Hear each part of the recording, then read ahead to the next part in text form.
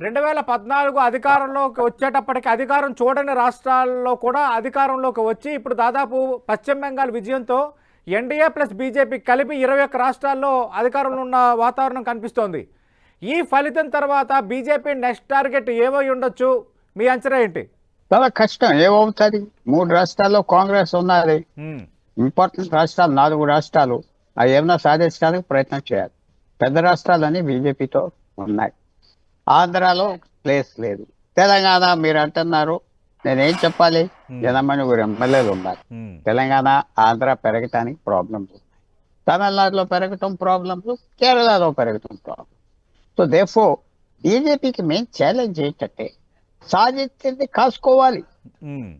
ఇంకా ఇంకా చోటుకి వెళ్దాం, అస్సాం మీద ఎలాగంటాం కాదు. ఇప్పుడు సాధించింది కాసుకోవాలి. ఉత్తరప్రదేశ్ వాళ్ళ చేతిలో ఉన్నారు గవర్నమెంట్. వాళ్ళకి 33 ఎంపీలు వచ్చారు 80కి. అలాగే బీహార్లో నితీష్ కుమార్ ఉండినప్పుడు 30 వచ్చినాయి. అందువల్ల అది కాసుకోవాలి. ఉన్న సంపాదించింది కాసుకోవాలి. ఏదో పంజాబ్లో వచ్చేస్తాం, ఎలా వస్తాం? రావు. నీకు 3% ఓట్లు ఉన్నాయి. ఇవన్నీ పెద్ద మాటలు, ధైర్యమైన మాటలు మెచ్చుకుందాం. బట్ మీకున్న ఆస్తి కాసుకుంటే సరిపడుతుంది. మహారాష్ట్రలో ఫెయిల్ అవ్వారు 48. చిన్న విషయం చెప్పు.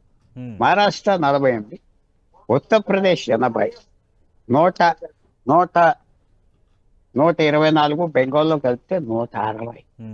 ఈ 160లో బీజేపీకి 45 ఎంతో వచ్చి అవి చూసుకుంటే చాలు. అవి చూసుకుంటారా? ఇంకా ఇంకా ఇంకా ఆస్తి సంపాదిద్దామంటే పక్కన ఎవరో కబ్జా చేసేస్తారు. బెంగాల్లో 42 ఎంపీలకి 11 వచ్చి, ఉత్తరప్రదేశ్లో 80కి 32, 33 వచ్చి, మహారాష్ట్రలో 48కి 12, 15 వచ్చి. ఈ కాసుకో, ఇక్కడ సంపాదించుకో, సీట్స్ సంపాదించుకుంటే 20, 29లో వస్తాయి.